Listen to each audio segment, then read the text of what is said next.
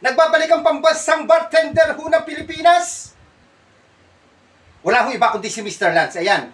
Siyempre, ano gagawin ho natin? Magtitimpla ho tayo ngayon ng isang uri ho ng mixing. Ha? Isang mixing.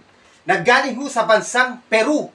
Bansang Peru. Ang pangalan ho niyan ay Pisco Sour. Ayan, sino ho ba nakakaalam ng... ito ang titimplahin ho natin na yung mga tinatapik ho sa aking live sa Dennis Castillo Salazar. Sa every Tuesday, Thursday, Saturday, and Sunday.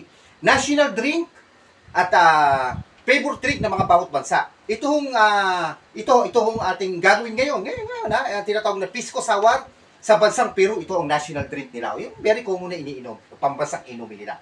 Okay? Kaya may gusto kayong malaman na bansa na gustong malaman kung ano yung national drink o yung pambansang inumin nila. Comment down below. At saka baka naman po, baka naman pakipollow and share nyo yung aking ginagawa. Palato nyo na kay Mr. Pinanood nyo lang din ho yung aking content. Follow nyo na ho ko. Napakarami nunod sa akin sa live ho. Kay rami-rami. Tsaka yung mga content ko. Hindi naman ho. Follow nyo naman ho ko.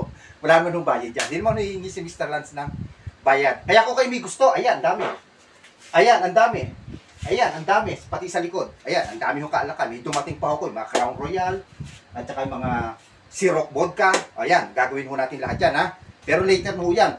Pag-usapan ho muna natin ngayon ay tinatawag na Pisco Sour. Okay, ano ba ang mga kailangan ho natin sa Pisco Sour? Ng bansang Peru, kanila national drink. Ang kailangan lang ho natin dyan, siyempre ito, unang-una, itong whiskey.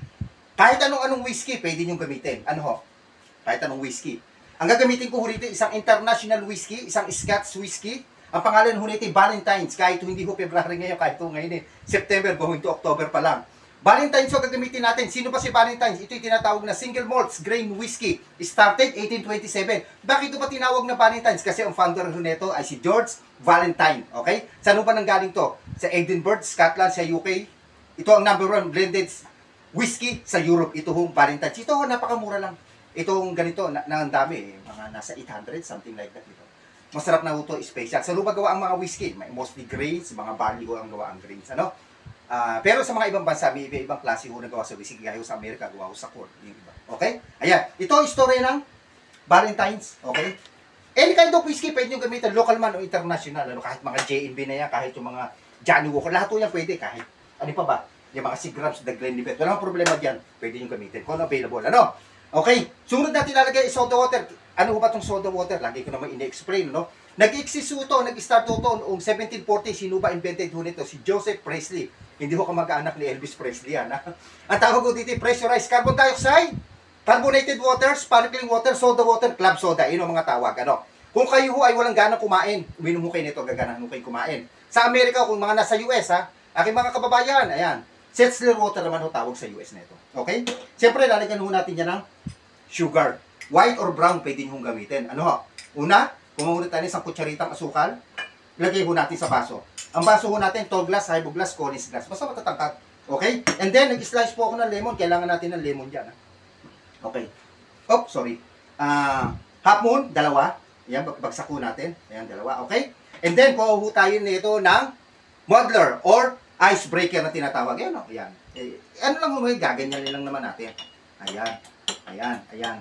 Para ho yung katas ng lemon ay lumabas. Ayan, pinakakatas lang ho natin lemon. Yan. Kasi sa mga ibang bansa ho, ganyan, talagang magamit sila ng lemon. Okay? Yan. Hindi maiwasan, open air ho ito. Okay? Ayan. Tapos na, yan ho itsura. Ayan. Okay? And then, lalagyan ho natin ito ng ice. Siyempre, full of ice. Ayan. Okay? 1, 2. Kung ilan kasi sa baso. Ayan. 3.5. Okay na yan. Ayan. Ayan, nakita nyo. Siyempre, lalagyan ho natin siya ng sumunod ng whiskey. Napakasimple lang naman ho itong mixing ho na to.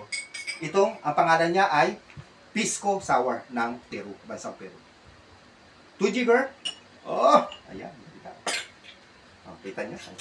Kasi alam naman ho natin, bawat bansa, may kanya-kanya ho silang national drink. Dito sa atin meron. Sige, sasama ko ho yung Philippines. Pero wala ho tayong problem. Okay, sumunod natin nalagay soda. Wala naman tayo ilalagay. And then, siyempre, stirrer, bar spoon, bar stirrer. Yan. Kung anong klaseng panghalo meron kayo, pwede nyo ihalo. Ayan, Yan, para lang yung asukal ay mag-blend na maigi. Ayan, wow! Tsura pa lang, Yan. Pisco Sour ho ng Peru, Okay? Lagyan mo natin ng lemon kasi lemon ang mostly ginamit. Yun. Tapos, lagyan mo natin ng straw sa likod. Wow!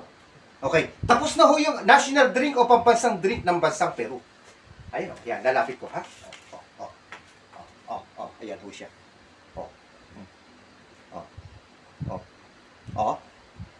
Okay. Yan. Kita niyo ho? Yan.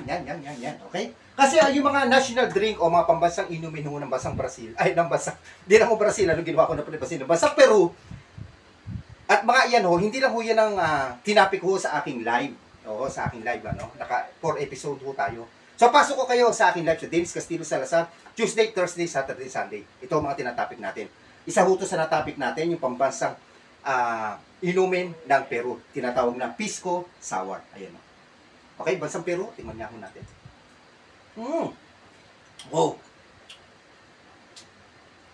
Sarap! Sarap po siya. Manamis na maasim-asim na may konting-konting lasa ho ng whiskey na Valentine's. Sarap! Kaya kung meron kayong bansang gustong malaman na national drink or pambansang inumin nila, comment down below ha. Baka naman ho, pakifollow nyo naman ho si Mr. Rand at pakishare niya aking mga ginagawa. At may comment down below ha. Ako ang pambansang bartender ho na Pilipinas, wala ang iba kundi si Mr. Lunch. Thanks for watching guys. Bye-bye. Inumin ko ito.